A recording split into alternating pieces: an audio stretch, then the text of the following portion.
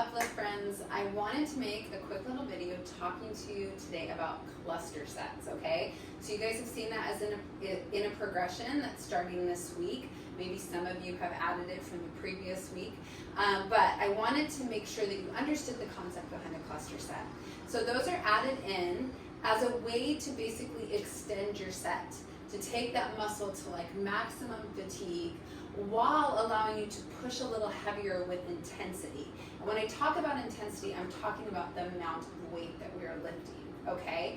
And sometimes it's maybe not the amount of weight, but maybe even the way that we're lifting. You're gonna see this with the stability ball. So let's talk about this in terms of the stability ball hamstring curl, okay? So while we can't increase the weight that we're lifting, we can increase the intensity with this exercise.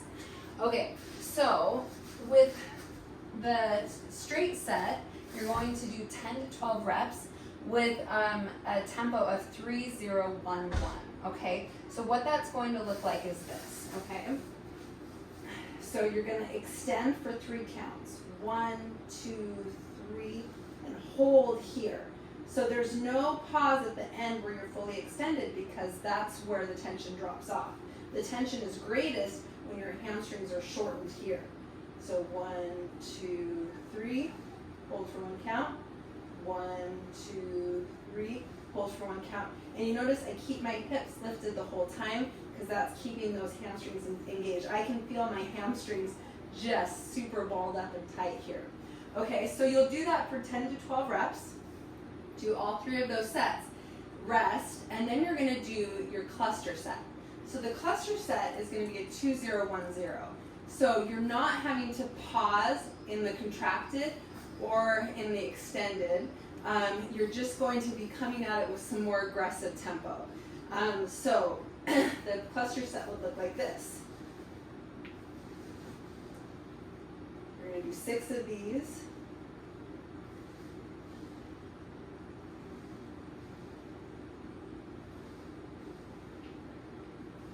You're going to rest for 15 seconds.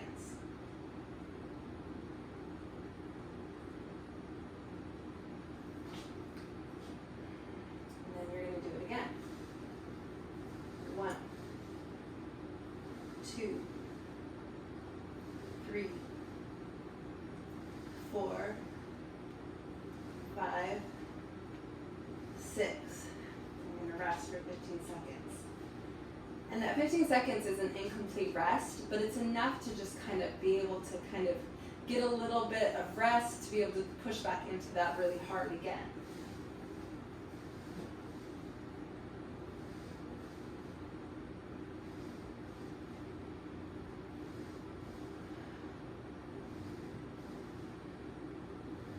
And my hamstrings are burnt, okay? So after you've done your RDLs, your 3 straight sets of hamstring curls, and then going into that cluster set, that's a great finisher to just burn out those hamstrings, okay? So let's look at this in the context of like the front raise, okay? So this front raise, this prone front raise, is gonna work your anterior delts. So these are your front shoulder muscles here. Now the reason I like to do it against a bench is it just provides a little bit more stability so I don't have to worry about my body rocking, trying to keep my upper body still while I'm doing this. I can just really focus on putting all the tension in my front delts. So for this exercise, for my 3 sets, I'm going to pick a weight that is challenging, but not as heavy as when I do my cluster set, okay? And so you're gonna still want to pick a weight that you can hit failure by the last set, but I'll show you in a second. So the front raise is gonna look like this, okay? So I have an 8-pound dumbbell here, and notice the tempo is a hold at the top for 1 count. So, and then a 3 count eccentric. Up, hold, 1, 2, 3. Hold, 1, 2, 3. Okay, so then when I've done all 3 sets of those, I'm going to pick a heavier weight. The difference this time is I don't have to hold on the top. So I can actually pick a heavier weight because I've got the stability here with the bench, And I don't have to hold for one count at the top, so I'm increasing the intensity. Also, I only have to do 6 reps, and I get a little bit of a rest. So this is what that would look like. I have 12 pounds now.